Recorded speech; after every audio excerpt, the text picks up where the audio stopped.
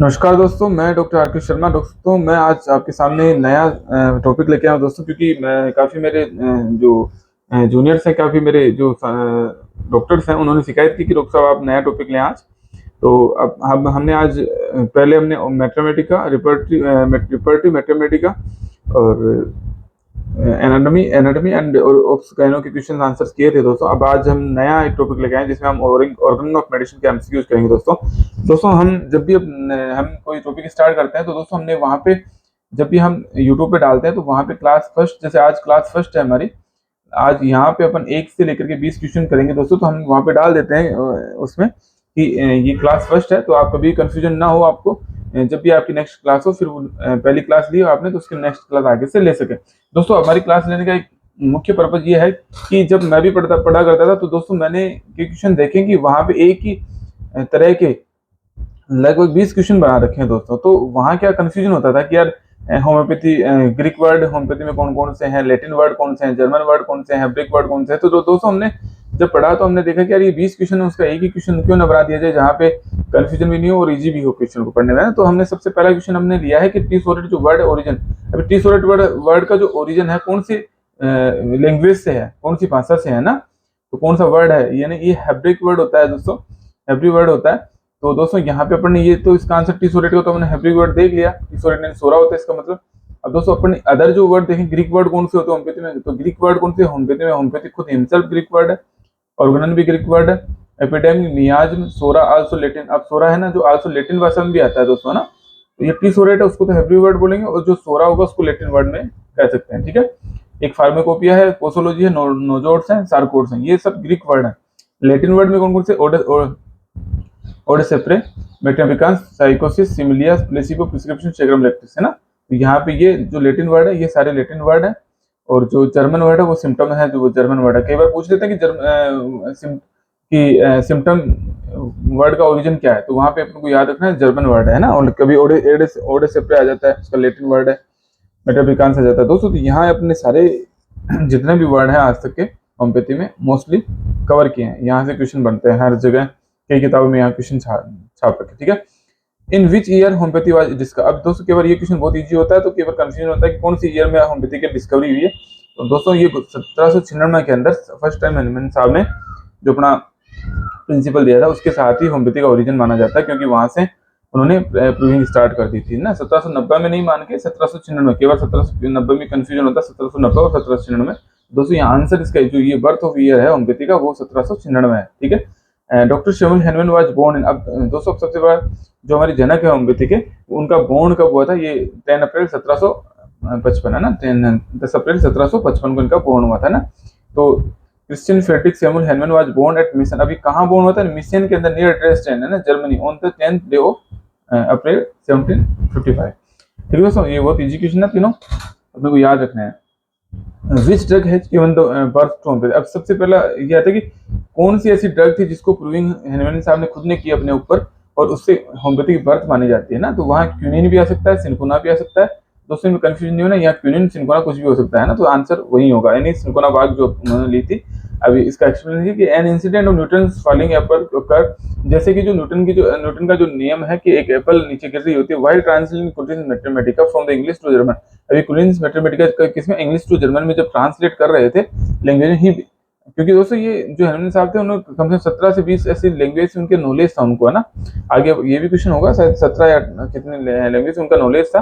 तो वो जब इंग्लिश से जर्मन के अंदर इसको क्विंटिस मैथमेटिका को ट्रांसलेट करते he came eulogizing remark on Cullen's about that ague curing property, यानी जो सिनकोना पार्क उसकी जो फीवर होती है उसकी क्योर करने की प्रॉपर्टी होती है। And explanation of modus operandi of drug, उसका जो मोडस ऑपरेंडी है, उसका जो तरीका है ड्रग को ठीक करने का, वो भी वहां दिया हुआ था। By virtue of bitterness the drug cured the ague, अब जिसका मोडस ऑपरेंडी किया तो उन्होंने उसकी बिटरनेस को उसका कारण बताया कि उसकी जो बिटरनेस है वो फीवर को ठीक करती है। This explanation did not satisfy, अब हेनमैन साहब से सेटिस्फाइड नहीं, with there is plenty bitter, बहुत सारी ऐसी बिटर ड्रग हैं but no possessing the ague curating power, जो बहुत सारी ऐसी बिटर ड्रग है जो ऐसी पावर नहीं रखती है कि फीवर क्योर होता है उनसे ही। उन्होंने सोचा कि the positive action on himself after taking a few dose of bark, उन्होंने खुद ने अपने ऊपर लिया तो उसके पॉजिटिव इफेक्ट दे, he came in for symptom similar to what they were describe under the disease, है ना। तो डिजीज के अंदर जो डिस्क्राइब थे वैसे सिम्टम उनमें खुद में है। कार्ल मार्क्स एक्यून, उन्होंने मार्क्स एक्यून नाम दिया। This coincidence striking Hahnemann mind to ignore, ये कोइंसिडेंस था वो स्ट्राइक किया हेनिमैन साहब के माइंड में।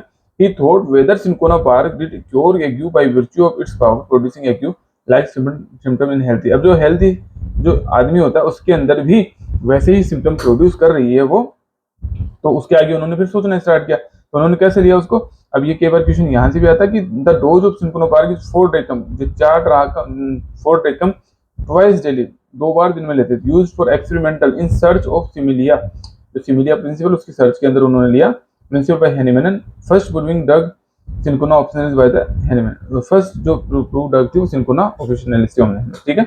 इसमें कई बार ये 4 टेकम ट्वाइस अ डे, ये क्वेश्चन भी आ जाता है कई बार, है ना, तो ये याद कर लेना, ठीक है। पर कितना जो मात्रा लिया करते थे, है ना। The friend of health was written in, अब हेनिमैन साहब ने फ्रेंड ऑफ हेल्थ कब लिखी थी, कौन सी ईयर में, 1792 के अंदर ये फ्रेंड ऑफ हेल्थ के नाम से एक बुक ये रिटन किया था, ठीक है दोस्तों। नेक्स्ट है doctor Hahnemann born in which year. अब दोस्तों ये पहले भी आ चुका है क्वेश्चन, तो ये 10 अप्रैल 1755 बी आंसर होगा इसका, ठीक है। तो इसको दोबारा नहीं पढ़ना, ये मिशन ऑफ नियर ड्रेसडेन में जर्मनी में हुआ था 10 अप्रैल 1755 में, क्रिस्टियन फ्रेडरिक सैमुएलन में।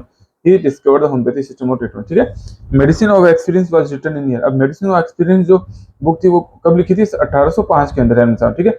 Doctor Hahnemann which may be taken a precursor to his immortal work Organon, ठीक है। जो ऑर्गन का जो किताब लिखी उन्होंने उसके ये प्रिकर्सर है ये मेडिसिन ऑफ उसका ना। दीज राइटिंग्स, है ना। अब उनकी राइटिंग कौन कौन सी, an essay an new principle for accepting the curative power of drug, अब ये 1794 में एक तो ये बुक लगी, एक एस्कुलर प्लस इन बैलेंस ये 1805 में लिखी, मेडिसिन ऑफ एक्सपीरियंस 1805 में लिखी, on the value of speculative system of medicine 1808 के अंदर, observation on 3 current method of treatment 1809 के अंदर, the spirit of homeopathic doctrine of medicine ये 1813 के अंदर, ठीक है। ये भी कई बार पूछा जाता है, ये क्वेश्चन आता है spirit of homeopathic doctrine of medicine, ये क्वेश्चन कई बार पूछा गया था ना, तो ये याद कर लें दोस्तों, ठीक है। What was the name of Hahnemann father, अब हेनिमैन से जो फादर थे उनका फादर का नाम क्या था दोस्तों, उनका क्रिस्टियन गॉटफ्रीड हेनिमैन उनका नाम था, ठीक है। यहाँ आंसर ये होगा गॉटफ्रीड, है ना। अब इसके साथ ही अपन उनके मदर का नाम भी देख लें, तो जोहाना क्रिस्टियन उनकी मदर का नाम था। हिज फादर जो पोर्शन, उसके फादर जो पोर्शन बेंडर थे, कई बार ये भी क्वेश्चन वहां पूछा कि उसके फादर क्या करते थे उनके, हेनिमैन साहब के। Hahnemann was the third child, अब ये तीसरे नंबर के चाइल्ड थे वो father. He study in town school of mission, अब ये जो टाउन स्कूल थी मिशन की वहीं स्टडी करते, 20 जुलाई 1767 से स्टार्ट किया उन्होंने। And then about 16 years of prince school of that town will living principal school, he submitted in these in Latin, which was customary at the time of title the wonderful construction। अभी इन्होंने ये book ये एक ऐसे एक वो लिखी थी उन्होंने, है ना। तो ऐसे लिखा था इन्होंने एक लैटिन भाषा के अंदर उसका जो था, ठीक है दोस्तों, the wonderful construction of human hand, ठीक है। उन्होंने एक बुक ऐसे एक कविता थी वो लिखी थी कि the wonderful construction of human hand, ठीक है। जब वो स्कूल उन्होंने अपनी पूरी कर ली थी वहां से, ठीक है। When doctor Hahnemann did MD degree, अब उन्होंने एमडी डिग्री कब की, 1779 के अंदर, है 1777, ये कई बार पूछा जाता है क्वेश्चन, है ना। He did MD degree from Erlangen university, अब कहाँ से की ये भी पूछा जाता है कई बार, Erlangen university, the summer term of 1779 in which he continue to study botany under the guidance of, अब ये कई बार ये क्वेश्चन पूछेगा होफ्रास स्क्रेबर जो थे उनके अंडर, है ना।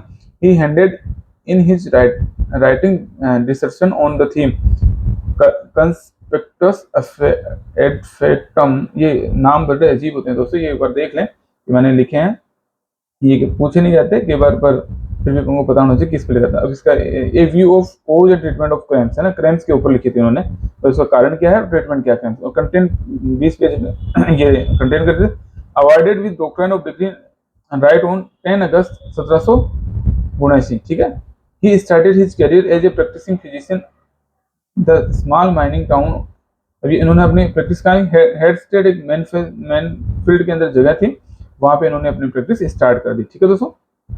ये भी कई बार पूछा जाता है। What the Hahnemann first wife ने, उनकी फर्स्ट वाइफ का नाम क्या था, ये था जोहाना हेनरिटा लियोपोल्डिन कुचरेक, है ना, ये याद रख लेना, ठीक है। डॉक्टर हेनिमैन फर्स्ट मेट, अब ये फर्स्ट मेट कब हुई थी, 17 नवंबर 1782 में। First wife died on 1883 first wife शांत भी हो गई थी। एंड हैव 11 चिल्ड्रन, अभी 10 इनके 11 बच्चे थे। Second marriage of Henry at the age of 18। अब उन्होंने जो सेकंड मैरिज की वो 18 एज की एज में की 1 जुलाई 1835 के अंदर with Marie Melanie de Hervilly Hervilly and doctor Hahnemann died on 2 July 1843। ठीक है, ठीक है दोस्तों। और 88 ईयर्स की एज में वो शांत हुए थे और 2 जुलाई को ना 1843 के अंदर। First edition of organon of medicine, अब ऑर्गन ऑफ मेडिसिन का फर्स्ट एडिशन कब आया था? 1810 के अंदर। अब फर्स्ट एडिशन में जो टाइटल जो नेम था उसका organon of rational art of healing, ये देख लेना दोस्तों, केवल टाइटल नेम पूछा था, organon of rational art of healing है। Published when Hahnemann resided at Torgau and published by the famous Arnold of, अब ये केवल ये किसके द्वारा पब्लिश की थी? अर्नल्ड ऑफ रेजिस्टेंट के द्वारा। He was financed by the grateful patient, है ना, उनके जो पेशेंट थे उन्होंने इसको फाइनेंस किया था।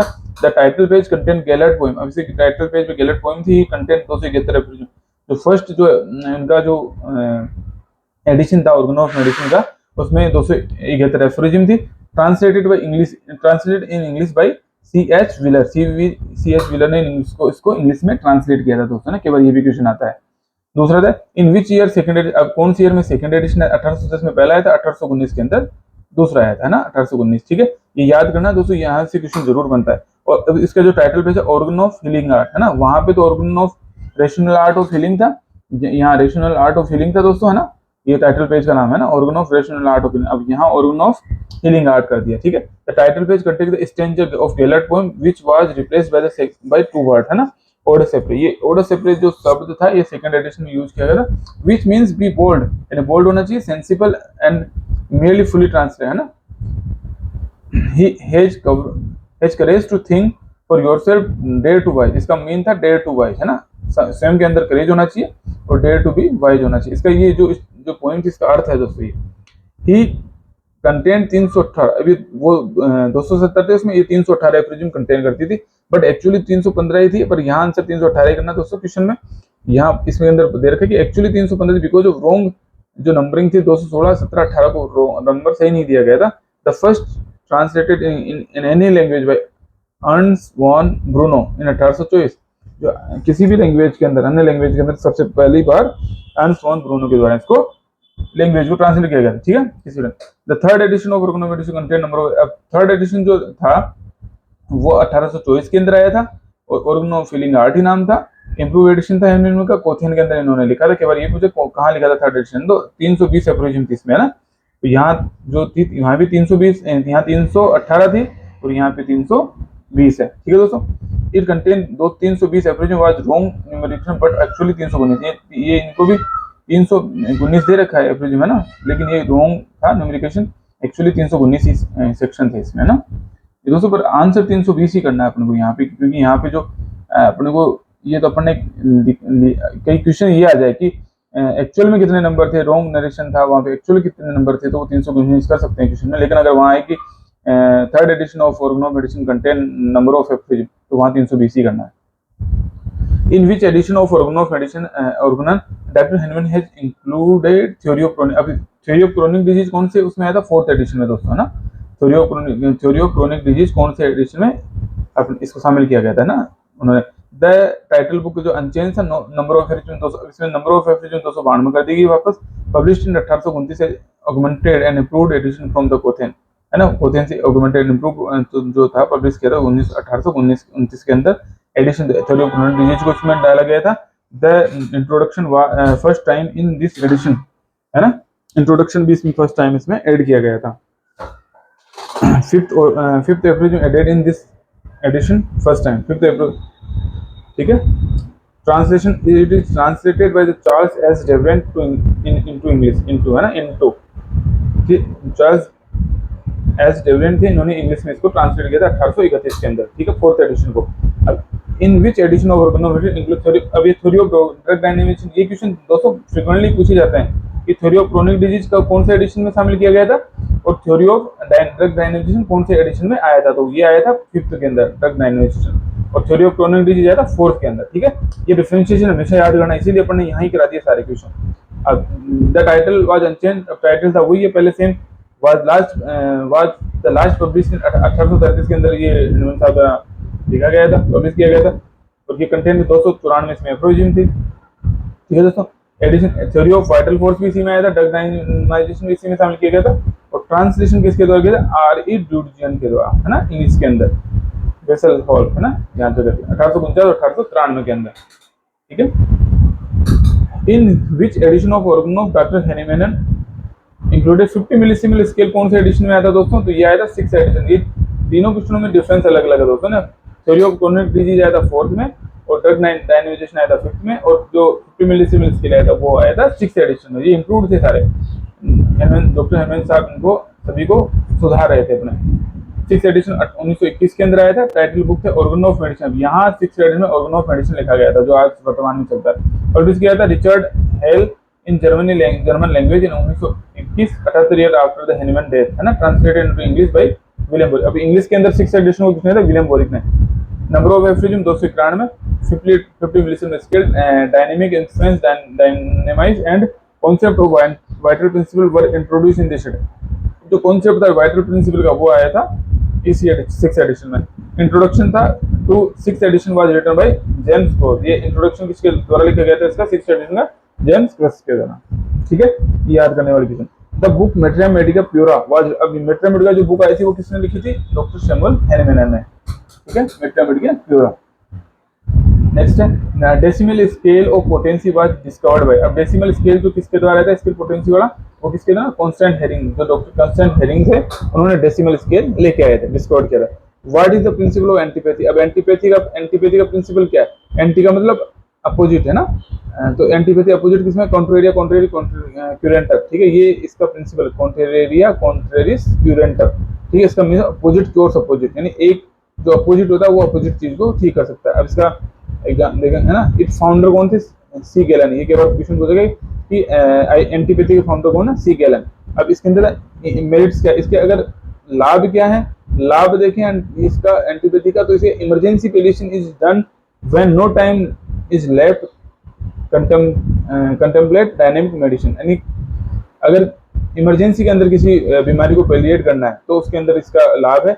It is useful when it vital force suddenly overwhelmed by the accident, shock, drowning या पॉइजनिंग, है ना, ठीक है। एक्सीडेंटल कंडीशन में अगर वाइटल फोर्स के पास इतना टाइम नहीं होता रिकवरी का, तो उन कंडीशंस में अपने को एंटीपैथी का यूज किया जाता है। ये मेरिट्स हैं।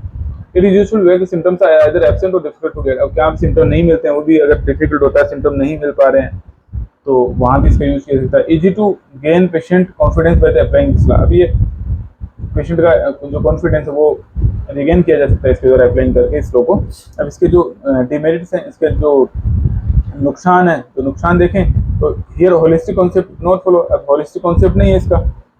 Ambulation by the primary action of drug ends in relapsing and aggravation is this secondary. पहले शुरुआत में तो इसमें फायदा होगा, लेकिन जो सेकेंडरी एक्शन होगा वो एग्रावेशन हो सकता है दोस्तों, इसका ये नुकसान है, ठीक है। What is the principle of isopathy? ये आइसोपैथी का प्रिंसिपल क्या है दोस्तों? तो यहाँ एंटीपैथी का पढ़ने पड़ा। आइसोपैथी के आइसो सेम, जो सेम चीज एक्यूला एक्यूबिलिस क्यूरेंटिस का प्रिंसिपल होगा, क्योंकि सेम जो चीज है वो सेम को क्योर करती है। तो यहाँ पे iso same cure the same. Mode of treatment is applied by the law where disease is cured by the same contagious principle, है ना, सेम कॉन्ट, है ना। विलियम एच, ये कई बार पूछा गया, इसका जो फाउंडर है वो कौन है? William B Lux, veterinary surgeon थे, स्टडी द सिस्टम। और एग्जाम जैसे first bite is cured by the snow, जैसे फर्स्ट बाइट होता है ना, किसी के जहाँ पे ठंड का मौसम ज्यादा होता है वहाँ पे उंगलियां पक जाती है, जैसे सूजन आ जाती है उंगलियों में, तो वहाँ उसको बर्फ के द्वारा ही ठीक करना, ऐसा इसको उदाहरण दिया गया है ना। डिमेरिट्स सकते हैं, लाभ क्या हो सकते हैं, इसके नुकसान क्या है? It is an incomplete system because all disease can not be treated by this. Incomplete है क्योंकि सभी बीमारी से ठीक नहीं की जा सकती। अब दोस्तों एक बार क्वेश्चन पूछोगे, आयुर्वेदा का जो प्रिंसिपल है वो एक वात कपित है, वात पित्त कफ है, फाउंडर सुश्रुता। ये क्वेश्चन आया था कई बार, क्वेश्चन से एनएचएम एग्जाम से याद कर लेना, क्योंकि यही अपने एलोपैथी है नोट प्रिंसिपल, एलोपैथी कोई प्रिंसिपल नहीं है, और इसका फाउंडर क्या है? हिप्पोक्रेट। ये क्वेश्चन हो सकता है दोस्तों, इस बार पूछ ले, क्योंकि हमारे टाइम पे मुझे जहाँ तक याद है ये क्वेश्चन पूछा गया था सुश्रुत वाला, है ना, आयुर्वेदा प्रिंसिपल का जो फाउंडर कौन है, ठीक है दोस्तों। तो यही अपनी क्लास खत्म करते हैं, लगभग अपने 20 क्वेश्चन किया दोस्तों। मैं जब भी आप मेरे चैनल पे आते हैं दोस्तों, तो मैं यही कहूँगा कि आप जब भी मेरे चैनल पे नए हों तो आप मेरे जो चैनल है सरल होम्योपैथी उसको जरूर फॉलो कर लें, जिसको आपको नई नई वीडियोज होम्योपैथी से क्वेश्चन आंसर्स के संबंधित मिल सकेंगे। और आगे भी हम कोशिश करेंगे बहुत ज़्यादा मेटर डालने की, कि आपके एग्जाम्स में बहुत अच्छे से काम आए, ठीक है दोस्तों। धन्यवाद। मैं यहीं अपनी क्लास खत्म